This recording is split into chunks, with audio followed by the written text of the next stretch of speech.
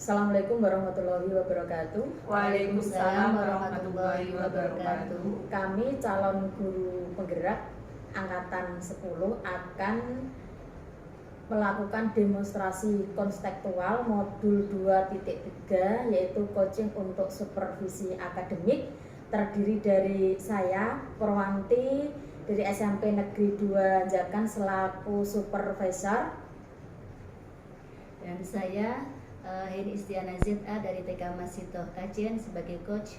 Dan saya Siti Nuria dari SDN Negeri Cepat Kidul 02 sebagai coach. Selamat menyaksikan. Assalamualaikum warahmatullahi wabarakatuh, Bu Eni. Waalaikumsalam warahmatullahi wabarakatuh. Bagaimana kabarnya, Bu Eni? Alhamdulillah baik, Bu. Oh ya, alhamdulillah ya. Untuk Bu Heni dalam keadaan baik dan sehat ya. Nah, untuk kesempatan kali ini katanya benar Bu Heni akan melakukan coaching dengan Bu Duria. Iya, betul, Bu. Oh ya, sebelum kita melakukan coaching, sebagai awal saya akan melakukan atau memberikan beberapa pertanyaan gitu, Bu Heni. Untuk yang pertama, saya akan mendiskusikan tentang rubrik penilaian pencapaian coaching kita hari ini. Baik Bu, untuk pada coaching kita hari ini, coach dan coachee akan saya amati dan nilai sesuai dengan rubrik penilaian. Apakah sudah sesuai dengan alur tirta atau belum? Apakah coach mendengar aktif, mendengar aktif bebas untuk dari adjustment, asumsi dan asosiasi, serta dapat menangkap emosi coachee. Nah, kemudian bagaimana Ibu memberikan pertanyaan berbobot pada coachee dan juga bagaimana coachee tersebut merespon atau menanggapi pertanyaan dari coachnya, serta bagaimana coach memberdayakan coachee. Nah, jangan lupa ya Bu, untuk disesuaikan dengan prinsip coaching. Di antaranya adalah kemitraan, terus yang kedua adalah proses kreatif, yang ketiga adalah memaksimalkan potensi, ya Bu. Nah, sekarang pertanyaan yang pertama yang akan saya tanyakan adalah kepada Bu Heni. Kompetensi coaching apa yang ingin Ibu kembangkan dalam coaching kali ini? Ya, terima kasih, Bu. Kompetensi coaching yang ingin saya kembangkan yaitu yang pertama, presensi, kehadiran penuh, mendengarkan aktif, dan memberikan pertanyaan yang berbobot. Oh iya, itu ya. Untuk yang kedua, Bu Heni, kompetensi mana yang secara spesifik ingin diobservasi? Kompetensi yang secara spesifik yang ingin diobservasi yaitu mendengarkan aktif dan memberikan pertanyaan yang berbobot. Ya. Kemudian yang terakhir ya Bu, untuk pertanyaan yang ketiga, apa indikator ketercapaian dari tujuan pengembangan yang diinginkan pada proses coaching kali ini, Bu? Ya, saya ingin coach saya ini bisa menemukan solusi dari permasalahannya atau menemukan langkah-langkah dalam mengatasi permasalahannya. Begitu. Baik, demikian dulu Bu Heni untuk pra observasinya kali ini. Silakan Ibu melakukan coaching terhadap Bu Duria. Semoga pelaksanaan coaching berjalan dengan baik dan lancar dan dapat menemukan solusi-solusi dari semua permasalahan yang didiskusikan nanti. Ya Ibu, terima kasih atas kesempatannya. Ya, sama-sama Bu Heni. Assalamualaikum Bu Heni. Waalaikumsalam, Bu. Selamat pagi Bu Heni. Selamat pagi juga, Bu. Apa kabarnya Bu Heni saat ini? Baik Bu, alhamdulillah baik, sehat Bu. Maaf ya Bu Heni, saya mengganggu waktu Bu Heni. Tadi kan saya WA Bu Heni, saya ini mau curhat Bu, mau sharing tentang permasalahan yang terjadi pada murid saya di kelas Bu. Ya. Baik Bu, apa yang mau Ibu ceritakan? Begini Bu Heni, akhir-akhir ini murid saya itu di kelas itu kurang motivasi dalam pembelajaran IPAS Bu. Selain itu jumlah murid yang mengumpulkan tugas atau PR itu hanya kurang lebih 50% Bu. Dari 18 jumlah murid saya, kira-kira itu hanya 9 orang yang mengumpulkan. Saya kan jadi pusing Bu seperti itu. Murid-murid Ibu yang kurang motivasi dalam pembelajaran IPAS itu sejumlah yang mengerjakan hanya tugas hanya 50% begitu Bu? Iya, benar seperti itu Bu. Jadi menurut Bu Dur, apa tujuan dan harapan dari pertemuan pagi hari ini? Saya berharap Bu, saya itu dapat solusi dari permasalahan saya, yaitu tentang kurangnya motivasi dan semangat murid saya dalam pembelajaran IPAS dan juga dalam pengumpulan tugas yang hanya murid sedikit seperti itu. Baik, misalnya ya Bu ya, dari skala 1 hingga 10, di mana posisi Bu Dur sekarang dalam pencapaian tujuan tersebut Bu? Kira-kira menurut saya itu masih berada di angka 5 Bu, dan saya itu pinginnya meningkatkan pada level angka 9 atau bahkan 10 gitulah Bu.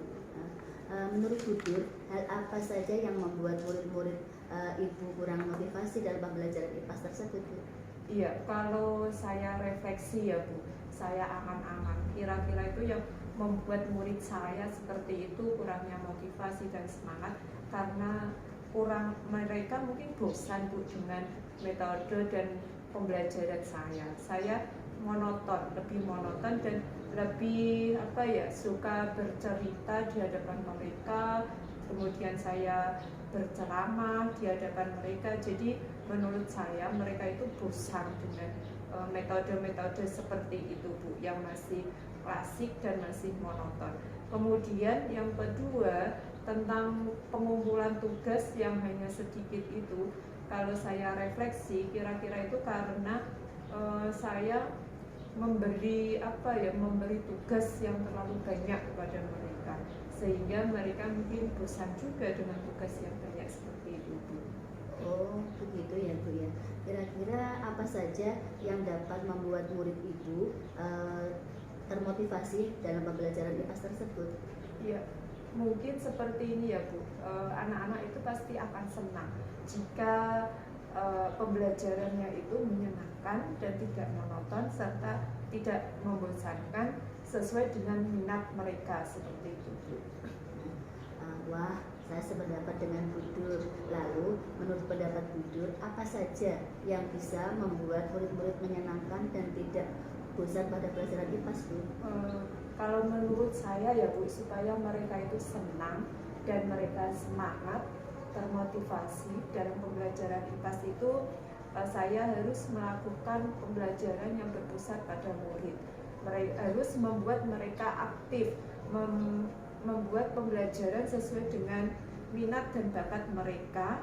Dengan adanya, kemudian saya selingi dengan adanya breaking ataupun game pelajaran supaya pembelajaran lebih menarik. Dan juga saya akan Bu, kira-kira media pembelajaran yang variatif seperti itu Bu. Lalu Bu, mengenai tugas yang diberikan kepada murid-murid Ibu, apakah penyebabnya sehingga kurang semangat dan dalam pengumpulan tugas tersebut? Iya, kemungkinan mereka tidak semangat mengumpulkan tugas itu karena tugas yang saya berikan itu terlalu banyak dan berisi banyak pertanyaan tanpa saya memberikan sumber belajar yang beragam dan menyenangkan kepada mereka. Kalau Bu boleh tahu, Bu Dur menggunakan sumber belajar seperti apa? Biasanya saya menggunakan sumber belajar dari buku yang ada di perpustakaan sekolah Bu, seperti itu. Adakah sumber belajar selain tersebut Bu? Menurut saya banyak ya Bu, apalagi sekarang sudah zaman teknologi. Mungkin saya bisa mengambil media atau sumber belajar dari media sosial seperti dari YouTube ataupun dari Google, dari dari media yang baru viral sekarang itu loh Bu, seperti TikTok dan Reel di Instagram atau di Facebook, ini seperti itu ya Bu. Nah, betul sekali Bu. Saya yakin sekali bila Bu Dur bisa menggunakan berbagai macam sumber belajar, pasti akan membuat murid-murid termotivasi dalam pembelajaran IPAS, Bu. Iya, mungkin ya Bu. Jadi sekarang apa rencana Bu Dur untuk mencapai tujuan tersebut? Iya, untuk mencapai tujuan tersebut, Bu, rencana saya nanti saya akan membuat modul ajar yang menyenangkan.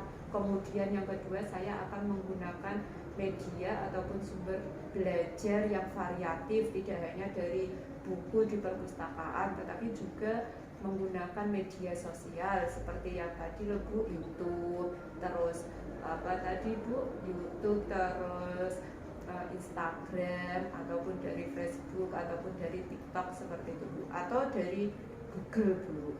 Ya. Ya, bagus sekali rencananya Bu Dur. Kapan Bu Dur akan memulai rencananya ya? Kira-kira dalam waktu dekat inilah Bu, dalam minggu-minggu ini. Nanti saya sampai rumah, saya akan membuat modul ajar dan juga menggunakan sumber belajar yang variatif seperti itu. Ya, bagus sekali Bu Dur. Semoga berhasil ya. Iya, mohon dukungannya ya Bu. Ya, sama-sama. Selanjutnya ya Bu, apa komitmen Bu Dur terhadap rencana itu? Iya, komitmen saya akan membuat rencana pembelajaran yang menyenangkan Bu. Seperti tadi rencana pembelajaran berdiferensiasi, terus sesuai dengan minat dan bakat murid saya. Kemudian saya juga akan menggunakan sumber belajar yang variatif, melibatkan media sosial seperti YouTube, kemudian Google dan juga Instagram dan TikTok. Kemudian saya juga akan membebaskan murid saya untuk memilih pembelajaran sesuai dengan minat dan bakat mereka. Intinya itu saya akan melaksanakan pembelajaran yang berdiferensiasi Bu kepada murid saya, seperti itu. Ya, bagus. Kira-kira siapa yang dapat membantu Bu Dur dalam menjaga komitmen tersebut? Kelihatannya nanti saya akan meminta bantuan dan berkolaborasi dengan Bu Anis Bu sebagai guru senior yang ada di sekolah saya, dan Bu Anis itu juga termasuk tim TPPK yang ada di sekolah saya. Wah, bagus sekali Bu Dur. Saya sangat mendukung sekali. Mudah-mudahan semua berjalan dengan lancar sesuai harapan ya Bu. Iya, terima kasih Bu Eni atas waktunya. Dari proses coaching ini saya sudah merasa lega, saya sudah tidak galau lagi dengan permasalahan yang saya hadapi dengan murid di kelas. Saya sudah mendapatkan pencerahan dan solusi dari masalah saya Bu. Terima kasih Bu Eni atas ilmunya. Sama-sama Bu Dur. Ya.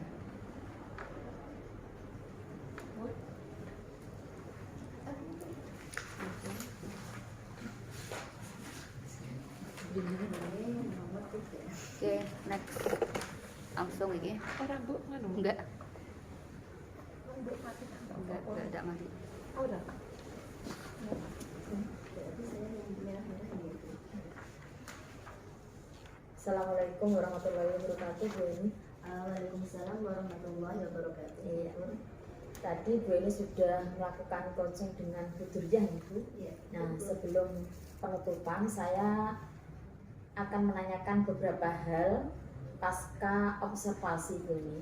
Yang pertama, apa saja yang sudah Ibu lakukan pada saat melakukan coaching yang menjadi indikator ketercapaian pengembangan yang diinginkan?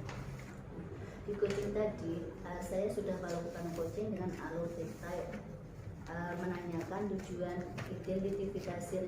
identifikasi rencana aksi dan tanggung jawab, sehingga alur tirta tersebut dapat menggali kunci untuk menceritakan permasalahan dan menemukan solusi-solusi dari permasalahan tersebut.